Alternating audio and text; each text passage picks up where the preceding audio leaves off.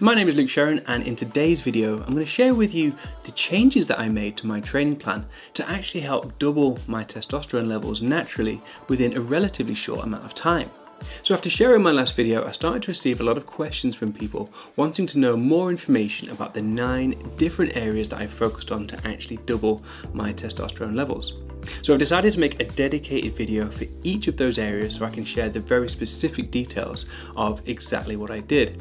Now, the first area I'm covering is training because that's the area I had the most questions on. So in order to explain how I've adapted my training, I probably need to tell you how I normally train, which is your typical bodybuilding split 5 days a week, like a proper bro split basically. There'll be lots of high volume reps, lots of supersets, lots of isolation movements, and lots of fun. And it always results in getting big pumps in a gym. You sweat a lot, and psychologically I think that you feel like you've worked very, very hard at the end of that session. Now, at the start of each session, I really like to warm up by doing some cardio. Now, this always used to be just 5 minutes on the cross trainer, but I got into a bit of a bad habit where I would go on a cross trainer for about 20 minutes because I really like getting hot and sweaty and getting my heart rate up, really feeling like I'm having a good workout. And that would actually push the total duration of the time that I'm in the gym, the time that I'm training, probably over the 90-minute mark.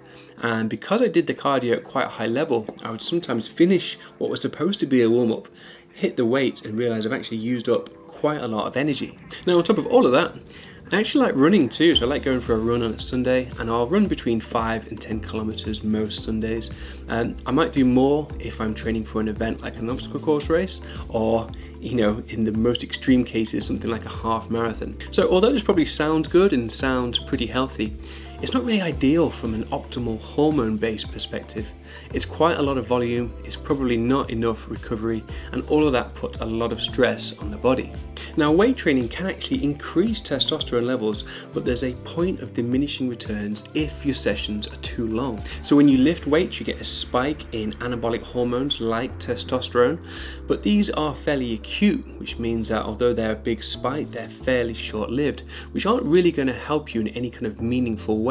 What seems to be more important is making sure that you don't overtrain, and you can do this by having too much volume or not having enough recovery, which actually means that your body starts to favor catabolism. This means you'll get a raise in other catabolic hormones in the body like cortisol, which actually cause testosterone levels to dip. So what does my new plan look like? Well, essentially it's quite simple, and admittedly I am still tweaking it and working out the finer details. However, there's basically 3 workout sessions per week, so that's 3 times a week training with weights, and these sessions are about 45 minutes long now, maybe a maximum of 1 hour. I've completely ditched the warm-up cardio and I've replaced it with some mobility drills, or in some cases some exercise-specific warm-ups. So the first session of the week is quite low reps, so somewhere within the 5 to 8 rep range per set. The second session is more moderate reps, so somewhere between 8 to 12, and the third session is high reps, so somewhere within the 12 to 15 rep range. Now, I also use my own interpretation of a training method called reverse pyramid training. This basically means once I've warmed up, I start with my heaviest set first and then basically pyramid down with each subsequent set. Now, if you want to know more about this was actually set up by somebody called Berkhan, and I'll share a link to his lean gains guide in the description below if you want to know more. Now, each session primarily includes compound lifts, so these are things like squats, deadlifts, bench press, overhead press, and different pull-up variations. There are still some isolation movements, but I tend to put these together. So for example, I'll train biceps and triceps at the same time. Now, in terms of cardio, I initially cut all cardio out, but I've started doing some walking sessions again. Walking is actually great exercise, and it can be quite relaxing, which can really help lower your cortisol levels.